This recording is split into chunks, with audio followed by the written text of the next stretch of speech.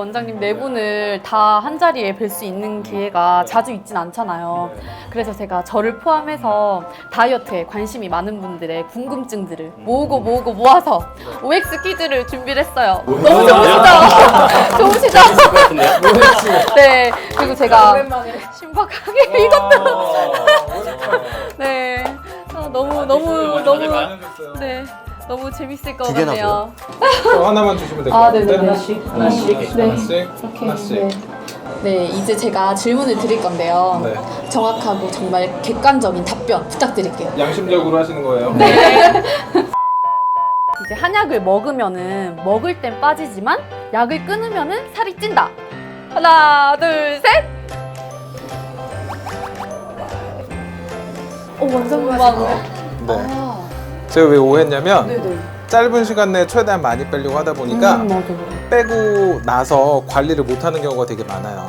그러니까는 빼고 나면 유지를 잘하는 것도 중요하기 때문에 요요 프로그램을 좀 한다든가 요요 환 같은 환을 드시면서 빠진 몸무게가 내 몸에 익숙해질 수 있도록 해주는 게 좀 중요해요. 관리하는 거 어렵지 않으시니까 감량하신 다음에는 꼭 그런 유지 프로그램 하시는 게 좋으세요.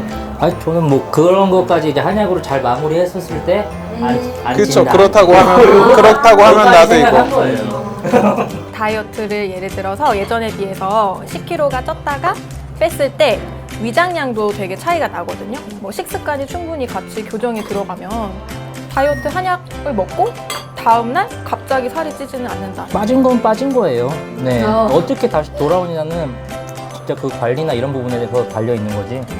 정말 약이 뭔가 눌러놨다가 스프링처럼 튀어오르는 게 아니거든요. 유지할 때는 식사량 늘리면서 유지해야 돼요. 그 식사량 늘리면서 유지 안 하게 되면 굶어서 유지하다가 내가 그 의지가 없어져서 음식을 먹기 시작하면 튀어 올라갈 수 있어요. 한약을 드시면서 굶지 말고 식사를 하시면서 하면은 내가 일정 정도의 식사를 하면서 앞으로 나중에 약을 끊고 나서도 요거만 먹어도 되는 사람이구나를 인식되면은 뭐 요요나 이런 것들은 거의 없이 잘 유지가 된다고 보시면 되죠. 저한테 너무 필요한 것 같아요. 들으면 들을수록 강의한 받는 그런 진짜 요요 없는 건강한 다이어트. 네. 두 번째 질문 드릴게요. 한약의 효과가 높을수록 부작용의 위험도 높다. 하나, 둘, 셋. 오, 이제 최 원장님은 오를. 네네. 사실 전 스폰서가 아닙니다. 그 사람한테는 그 사람에 맞는 적정 용량이 있다고 생각을 해요. 효능인지 아니면 용량인지 아니면 약의 가지수인지 어디까지 생각을 해야 되는지 그런 부분에 따라서 그 사람한테 불필요한 증상이 과하게 나타날 수 있는 경우는 있을 수 있다고 생각을 해요. 그래서 그 사람한테 가장 적합한 따서 처방을 내리는 게 좋겠다.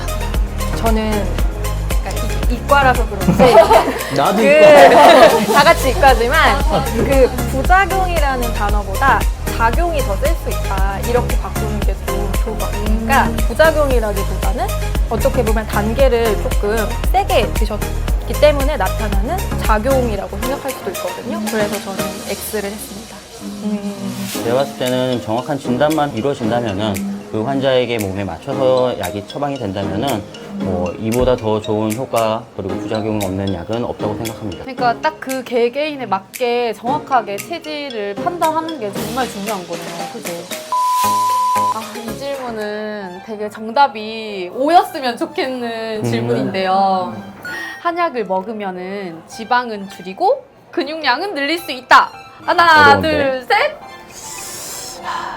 O가 아니네요.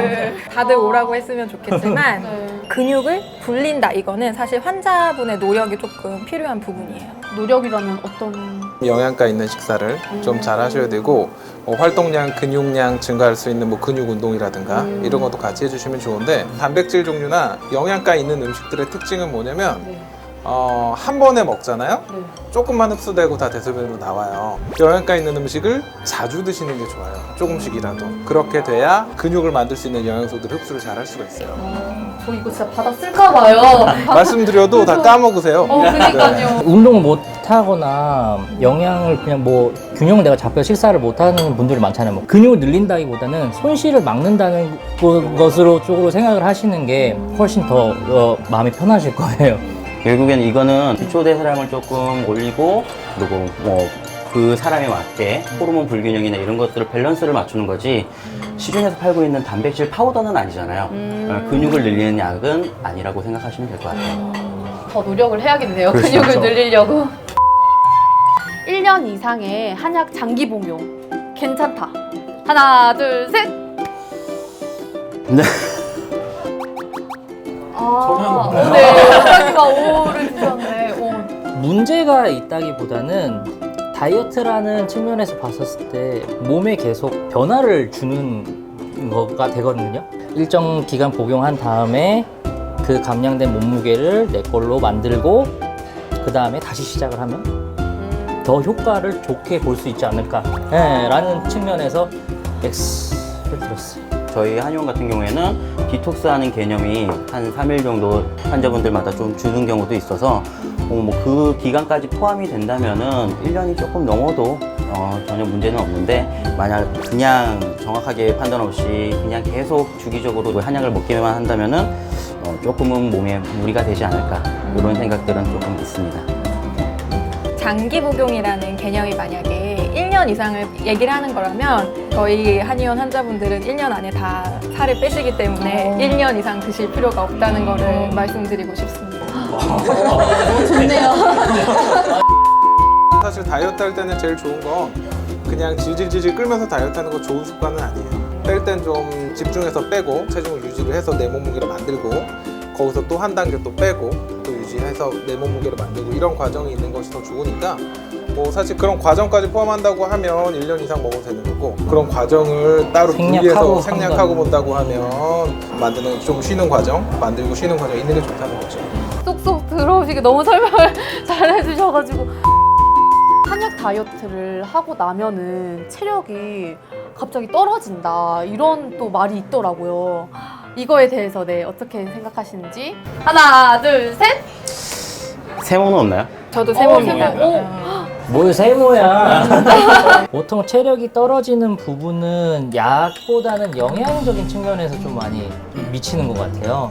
영양 균형을 좀 맞춰야 되기 때문에 식사를 하는 습관을 만들어 놔야 되기 때문에 다이어트 기간 동안에 꼭 식사는 하셔라 라고 말씀드리는데 그거를 무시하고 너무나 이제 영양 균형이 깨져버린 상태라면은 체력 저하가 올 수 있다. 저는 그래서 체력이 떨어지지 않는다 라고 말씀드리고 싶어요.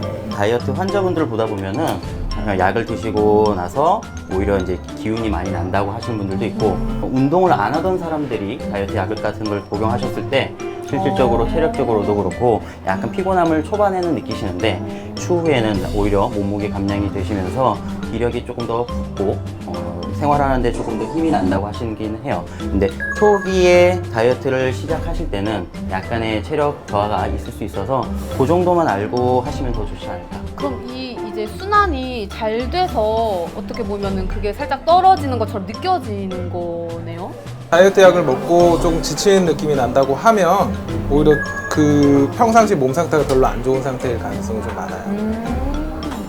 저는 세모를 한 이유가 어떤 한약을 드시느냐에 따라서 그 OX가 좀 변할 수가 있다고 생각을 하거든요. 예를 들어서 지방 태우는 그런 효과만 많이 들어가게 되면은 환자분 입장에서는 조금 무기력한 분들이 아무래도 많이 내원하시기 때문에 기력이 살짝 떨어지는, 텐션이 떨어지는 느낌이 생기실 수가 있거든요. 이제 보충하는 약 처방이 같이 들어가게 되면은 아무래도 기력이 조금 오르면서 컨디션이 좀 좋아졌다고 하시는 분들도 상당히 많으셔서 저는 세모를 했습니다.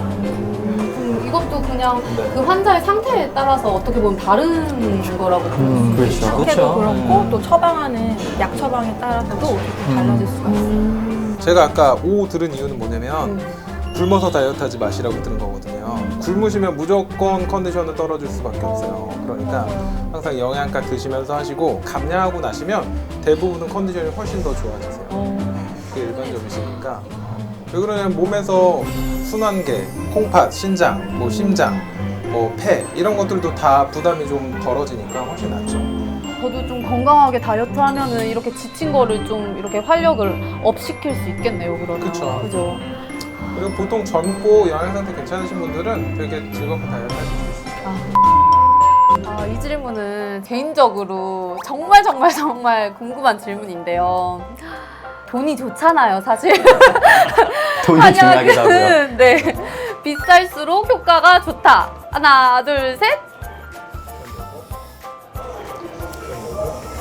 오, 좋네. 네, 역시 네. 자본주의 사회네요. 아니, 물어보고 얘기하라고. 아, 네네. 비쌀수록 효과가 좋다라고 해서 오를 든 부분은 아무래도 약을 지을 때는 당연히 비용이 발생이 되고 비쌀수록 효과가 좋다라기보다는 비쌀수록 더 많은 부분을 고려할 수 있다.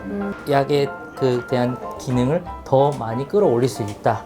라는 측면에서는 O가 맞는 것 같아요. 실질적으로 그 해마다 어떤 프로그램에서 조금 몸에 좋다고 하는 제품들이 품귀 현상이 일어날 때가 있잖아요. 그게 결국에는 한약재들이 필요한 것들도 있다 보니까 약값이나 이런 것들도 생각을 해야 되는 건 맞는데 환자분들한테 뭐 필요한 약재들을 조금 더 많이 넣어주고 그분이 필요한 만큼 몸이 조금 더 좋아진다는 의미에서는 오히려 금액이 약간 올라가더라도 뭐 그게 효과가 좋다고 생각해요.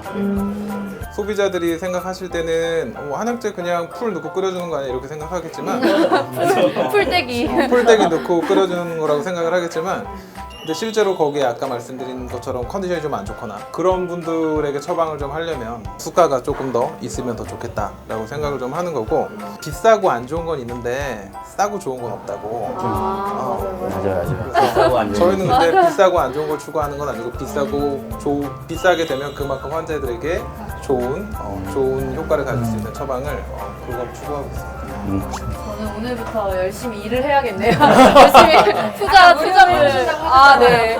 진료만 무료로 해주신다고 하셔서, 네네. 우리가 재배를 하죠. 냄새 안 나는 한약? 네. 냄새 안 나는 한약. 투자 드릴게요. 뛰겠습니다.